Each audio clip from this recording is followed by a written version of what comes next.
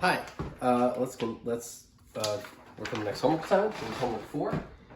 So in section 3.3.2, number 1, use the property of independence to find the probability of getting 10 heads and 10 tosses of a fair coin. So the probability of getting heads in any coin flip is 1/2, and so by they're independent events, and so the probability of getting 10 heads and 10 coin tosses is just the probability of getting heads raised to the 10th power, which is 1/2 to the 10th power, which is 1 over 1024. Okay? So the probability of getting heads and 10 tosses of a fair coin is 1 over 1024, equal to the probability of heads to the 10th power. So let's look at number 2. Use the property of independence to find the probability of getting only even values in 5 rolls of a balanced die. So you're going to roll the die 5 times. Each time you have the option of getting numbers 1 through 6, and there's 5 rolls, over even values. So there's 3, 3, 3, 3, 3. There's 3 choices for each one. And so each one has 3 possibilities. They're independent events, and so you can multiply each of those numbers. That's 3 to the 5th power, which is 243. So there's 243 ways of getting an even in each of the 5 rolls. But we want to find the probability. And so let's say capital E is the event of getting an even of evens, meaning 5 evens, so all 5 are evens. So the probability of capital E is equal to the number of ways that all the rolls are even divided by the total number of possible rolls. N sub E, which I found here, was just 3 to the 5th power, which is 243. And this number of ways where you roll the 5 die 5 times, and there's an even each time. 3 times 3 times 3 times 3 times 3. Capital N is the total number of ways to throw the dice 5 times. There's 6 choices each time. That's 6 to the 5th power. So that's 243 over 6 to the 5th power. And actually, an easier way to calculate this would be, this is 3 to the 5th power divided by 6 to the 5th power. That's equal to 1/2 to the 5th power, and that's equal to 1 over 32. And so 2 to the 5th power is 32, so it's 1 over 32. Okay, so the probability of getting even each time is 1 over 32. So that's number 2 in 3.3.2. Okay, let's go to the next section.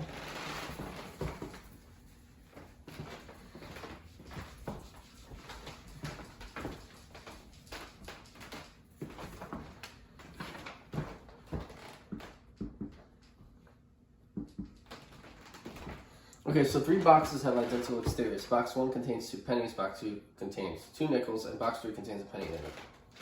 Okay, so here's box 1, and here's box 2, here's box 3. Okay, so there's 2 pennies, there's 2 nickels in box 2, and there's a penny and a nickel in box 3. Okay, so those are the 3 boxes and what's in each box. Okay, a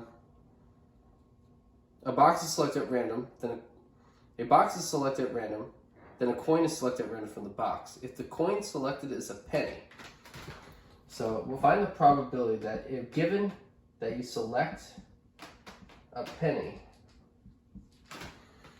what is the probability that the other coin in the box is also a penny? So what is the probability? I'm going to write other penny here. Meaning, what's the probability the other coin is a penny given that the selected coin is a penny? Okay? Well, if you select a penny, right? If you select a box at random, and you select a coin at random from the box, which is a penny, first off, you can't choose this guy, right? Because there's only 2 of the boxes that you have a choice of. So let's call this one event capital P, and this event capital O. So event P is selecting a penny. The first coin you select from the box is a penny. And capital O is the event that the other coin in the box is also a penny. And so this is the probability of OP divided by the probability of P. P of P, okay? What's the probability that the first coin could be a penny? Well, it's 2/3, because there are 2 out of the 3 boxes that have at least 1 penny. Now, what's the probability that 1 is a penny, the first coin is a penny, and the other one's also a penny? Well, only 1 out of 3 could you choose the first one to be a penny and the other one to be a penny. That'd be 1 out of 3. It says 1/3 over 2/3, which is 1/2, which is 0.5, and that's correct. So let me repeat that again. We want to find the probability that the other coin is a penny given that the first coin you select is a penny. That's equal to the probability that both events happen divided by the probability that you select a penny. That's the probability that you select a penny and the other coin is a penny divided by the probability of the first coin being a penny. Probably the first coin is a penny is the probability there's at least one penny in the box you choose, and so that's 2/3. The probability that the first coin is a penny and the other coin is a penny is only 1/3 because only one of the boxes have two pennies. It's 1/3 over 2/3, which is 1/2, which is 0.5. And so for number 1, the answer is 0.5 and 3.4. Okay, let's go to another one. Okay, the next section is a tree diagram, which is might take a while to draw. Let me go to 4.2 first. So 4.2.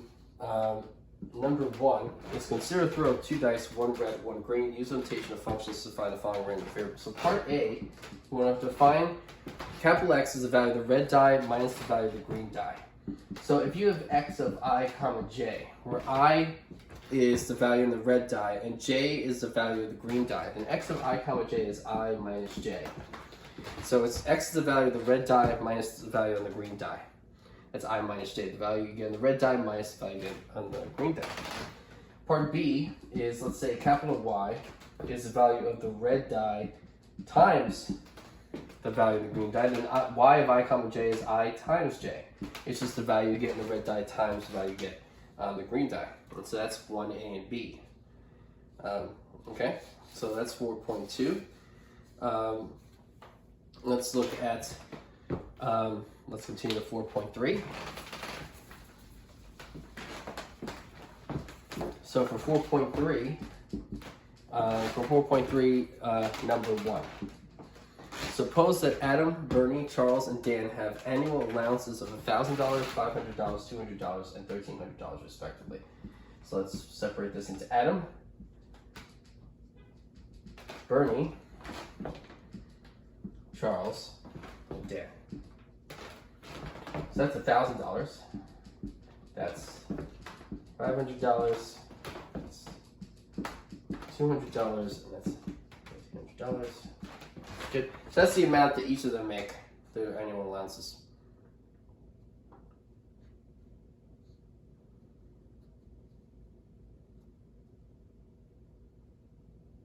Okay, so if 2 of these young men are chosen at random to be roommates in room 101A, and if X is the average of their allowances, then what is the probability function of X? So X is the average of 2 of these allowances. Okay, annual allowances. And so the possible values of X are the possible average value of adding 2 of these up. So the possible values of X are, let's say this, the average of this and this is 750. That's 500. So the average between 1,000 and 500 is 750. The average between 1,000 and 200 is 600, and the average between 1,000 and 1,300 is 1,150. The average between 500 and 200 is 350. The average between 500 and 1,300 is 900, and the average between 200 and 1,300 is 750. And so those are the 6 possible values of the average of 2 of those amounts. Okay, and so the probability, it says find, what is the probability function of X? F of X is the probability function of X. And so it's going to be defined on the only possible values of X. So if X is equal to 350 is one value. The next highest one is 750. And actually 750 is repeated twice, that's interesting.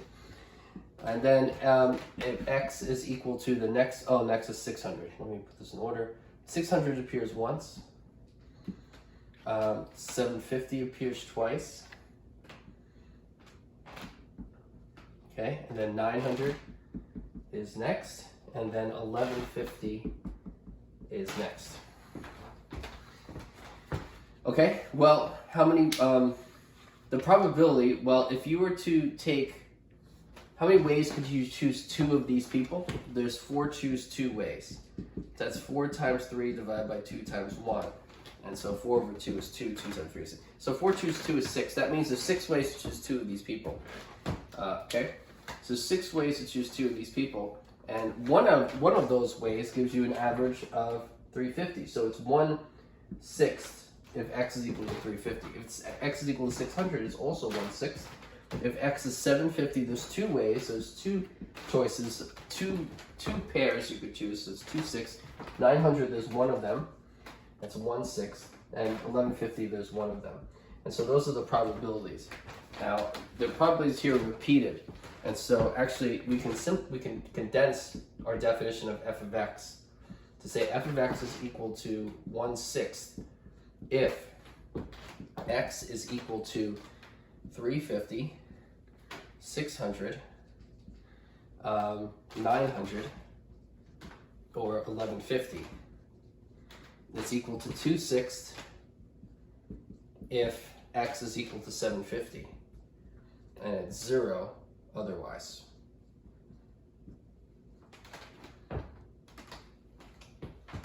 It's actually defining only the values of x. So actually, you get rid of this. You don't need that 0. So f of x is 1/6 if x is equal to 350, 600, 900, 1150, and 2/6 if x is equal to 750. And so that's the probability function of x. Okay, so that's 4.3, number 1. 4.4.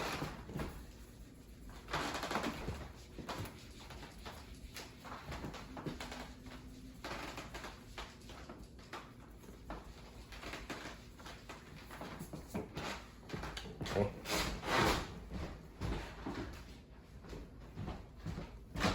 Okay, sorry. So in 4.4, number 1, the only problem, it says draw a histogram and bar chart of the random variable x in example 4.3. So example 4.3 is in the notes. And so example 4.3 in the notes is consider 3 flips of a coin. X is the number of heads in 3 flips. Right? So you flip the coin 3 times, and then x is the number of heads in those 3 flips. Right, and so the possible values of x are 3, 2, 1, or 0. If you flip the coin 3 times, the number of possible heads are 3, 2, 1, or 0. And so we concluded in class that the probability that x is equal to 3, the probability of 3 heads is 1/8. The probability that x is equal to 2 is 3/8. The probability that x is equal to 1 is 3/8. And the probability that x is equal to 0 if there's no heads is 1/8. Right, and so that tells you the PDF of x. And so what we want to do is we want to draw a histogram and a bar chart of this random variable. Okay, so what these probabilities translate to is that f of x is equal to 1/8 if x is equal to 0 or 3, right? And it's equal to 3/8 if x is equal to 1 or 2. That's the PDF. That's the PDF for this capital X from our probabilities we got in class. So we want to draw a histogram and a bar chart. So let's draw the histogram. So here in the x-axis will be x values, and here in the y-axis will be f of x values. And so the x values we want to consider are 0, 1, 2, and 3. And so the probabilities we want to consider are 1/8 and 3/8. And so when x is 0, the probability is 1/8. When x is 1, it's 3/8. When x is 2, it's 3/8. And when x is 3, it's 1/8. And so that's a probability histogram. So that's a probability histogram for a random variable x. Okay, so that's a probability histogram. Now below that over here, we're going to do the bar chart. So for the bar chart, which is it looks almost exactly the same. 0, 1, 2, and 3. Those are values of x, and those are values of f of x. And this is 1/8, and that's 3/8. And so it's just a vertical line now. Vertical line 1/8, 3/8, 3/8, 1/8. So that's the bar chart. So that's the probability histogram for x. That's the bar chart for x. And so that's the answer to 4.4, number 1. Okay. So that's that. Okay, so now that covered 4.4, let's go back to the tree diagram question. And so the tree diagram question is in 3.5. Okay, so in 3.5, applicants for employment at a certain large firm are initially interviewed by any one of 3 personnel officers. If an interview is favorable, the applicant is given a written test.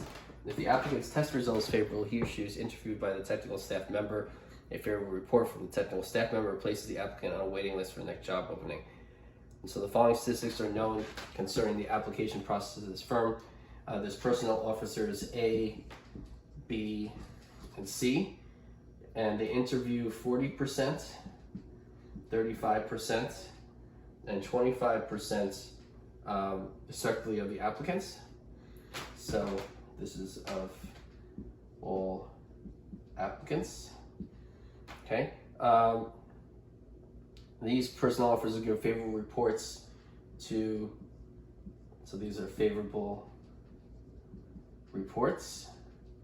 They give favorable reports to 60%, 75%, and 80% respectively of the applicants. These personnel officers are give favorable report. Okay, good.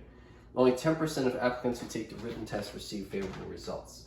So 10% who take the written test receive a plus rating. So favorable reports. Okay. And of these applicants, only 30% receive favorable reports from the interview with the. For 30%, the interview with the technical staff member, I'll just write interview with the technical staff member is positive. Okay. So part A is draw a tree diagram of the empirical probabilities defined by these statistics. Here's part A. First, so application initially interviewed by any one of 3 personnel officers. So these are the personnel officers are A, B, and C. Okay, so you're interviewed by A, B, or C. Then afterwards, if the interview is favorable, and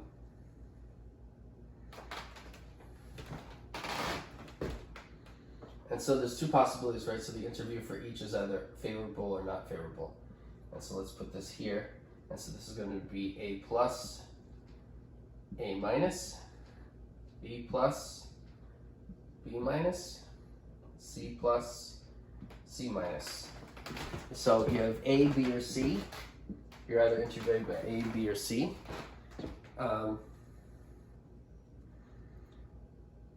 So of all applicants, 40% are interviewed by A, 35% are interviewed by B, and 25% are interviewed by C. Then for A, favorable reports is 60%, 40% is not favorable. For B, 75% is favorable, 25% is not favorable. For C, 80% is favorable, 20% is not favorable. And so that's the tree diagram so far. So after the interview,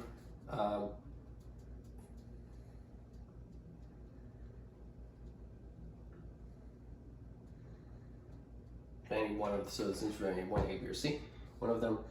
So then, if the interview is favorable, the applicant is given a written test, right? So either the written test is favorable or not favorable.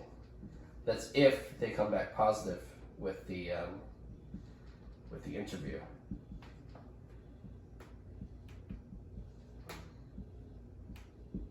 Okay. And so if they come back positive, now the possibility of the written test being positive is 10%. 90% it doesn't. That's separate from whether A, B, or C interviewed the person. Okay, and so then if the applicant's test result is favorable, he or she was interviewed by a technical staff member. There's 30% that the staff member, let's call this S plus and S minus, for the staff member giving a positive or a negative, respectively. So S plus, S minus. Okay, and so there's a 30% chance that the staff member is positive.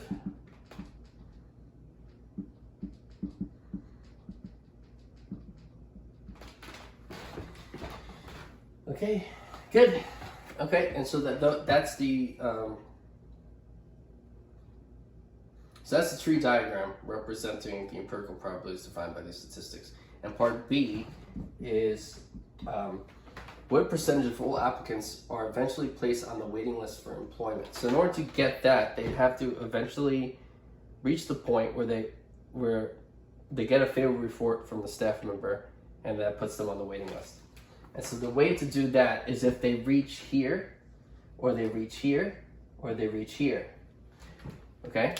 And so you just multiply these probabilities plus the product of those probabilities plus the probability of product of those. So this is 0.40 times 0.60 times 0.10 times 0.30 plus 0.35 times 0.75 times 0.10 times 0.30 plus 0.25 times 0.80, that's 80, times 0.10 times 0.30. So you add up those products, and then that is that product plus that product plus that product is the probability that's the percent of all applicants written as percent. That's the percent of all applicants eventually placed on the waiting list for employment. The applicants who get a positive rating from the staff member. Okay, and so that's A and B, and so we'll stop there for this one.